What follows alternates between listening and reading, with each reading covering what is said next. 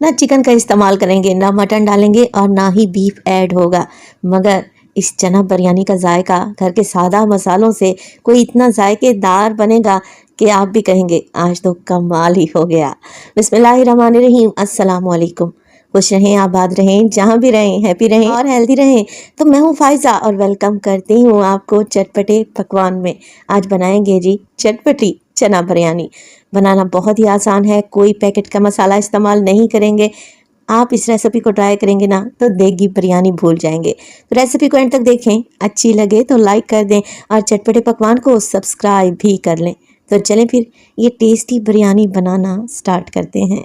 तो चटपटी सी चना बिरयानी बनाने के लिए सबसे पहले तो मैंने ले लिया है 1 कप ऑयल और कढ़ाई में ऐड कर दिया है।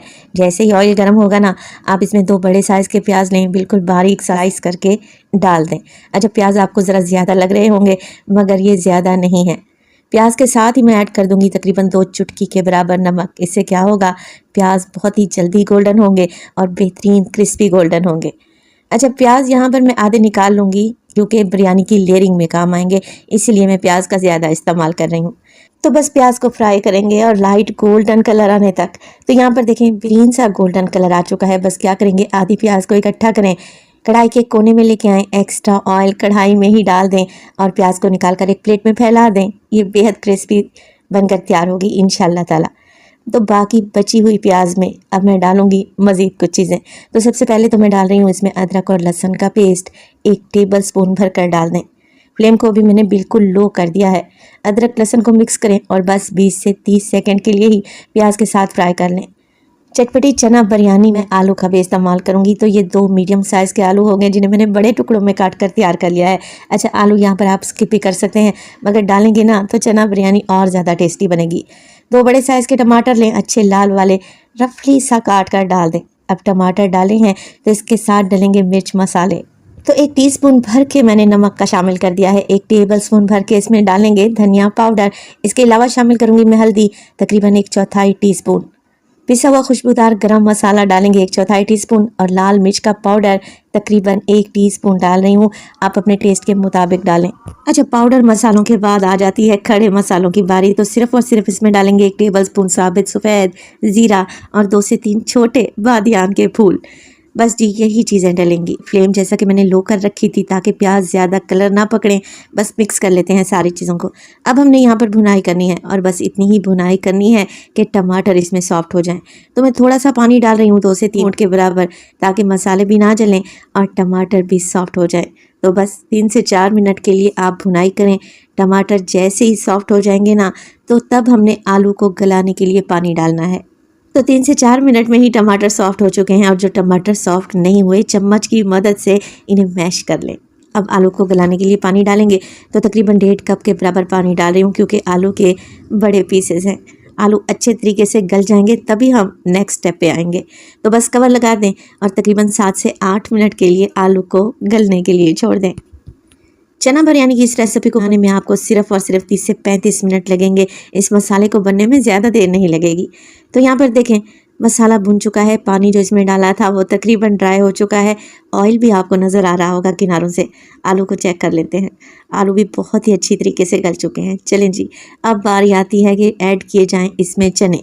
तो यहाँ पर मैं काबुली चने का इस्तेमाल कर रही हूँ। साइज़ में ये चने थोड़े से बड़े होते हैं, बिरयानी पुलाव में ज़्यादा अच्छे लगते हैं। तो 1 पाव चने को मैंने रात में ही भिगो दिया था हल्का सा मीठा सोडा डालकर। सुबह मैंने मीठे सोडे वाला पानी गिरा दिया। 2 से 3 पानी में इसे वॉश करें और फिर बॉईल कर लें। देखें ये कम्प्लीटली गले हुए चने हैं। मिक्स कर लेते हैं इनको और अब हम इसमें डालेंगे मज़ीद कुछ चीज़ें। तो सबसे पहले तो मैं डाल रही हूँ इसमें हरी मिर्चें, अच्छी खुशबू और जायके के लिए 3 से 4 डाल दें डंडी निकाल कर। इसके अलावा 1 कप दही का भी इस्तेमाल करूँगी। तो ये घर वाली फ्रेश दही है जिसे मैंने फेंटा नहीं है। अच्छा, दही जो डालना है आप लोगों ने इसी स्टेज पर डालना है। अगर दही आलू को भूनते वक्त आप लोगों ने ऐड कर दिया ना तो आलू बिल्कुल भी नहीं गलेंगे, इस बात का ध्यान रखें। तो बस दही को मिक्स कर लें। 5 मिनट के लिए सिर्फ और सिर्फ कवर लगा कर पकाएं और 5 मिनट के बाद बेहतरीन खुशबूदार सा चना कोरमा मसाला एकदम तैयार है। बगैर पैकेट के मसाले के शानदार तैयार होगा। अच्छा, यहाँ पर जो ध्यान देने वाली बात है वो ये कि इस चना मसाला को मैंने कम्प्लीटली ड्राई नहीं किया। हल्की हल्की सी आपको इसमें ग्रेवी नज़र आ रही होगी और ये ग्रेवी आप लोगों ने छोड़नी है। इसी से तो बिरयानी जूसी बनकर तैयार होगी इंशाल्लाह ताला। तो बस कवर लगा दें और अब बिरयानी के लिए चावल बॉईल कर लेते हैं। तो एक बड़े से पतीले में मैंने खुला पानी डाल दिया है। साथ के साथ डालूंगी 2 टुकड़े हैं मेरे पास दालचीनी के।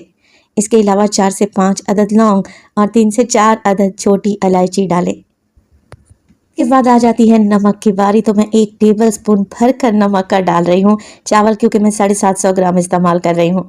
चलें जी, पानी में बॉयल आने दें। जैसे ही पानी में बॉयल आएगा और हल्के हल्के से आपको बबल्स नजर आएंगे, तब आप इसमें डाल दें चावल। तो चावल 750 ग्राम यानी कि 3 पाव के लगभग है और मैं सेला चावल का इस्तेमाल कर रही हूँ, जिसे मैंने 2 घंटे पहले भिगो दिया था। चावल डालें, हल्के हाथ से मिक्स करें और सिर्फ 7 से 8 मिनट के लिए ही चावल को बॉईल करने। और इसी स्टेज पर अगर तो रेसिपी आप लोगों को ज़रा सी भी अच्छी लग रही हो, रेसिपी को लाइक कर दिया करें और चटपटे पकवान को सब्सक्राइब भी कर लें। आप सब लोगों का बेहद शुक्रिया। तो 7 से 8 मिनट में ही 80% तक चावल गल जाएंगे इंशाल्लाह ताला। एक कनी चावल रहना चाहिए। अब आप पूछेंगे कि फ़ायज़ा हमें कैसे पता चलेगा कि चावल 80% तक गल चुके हैं।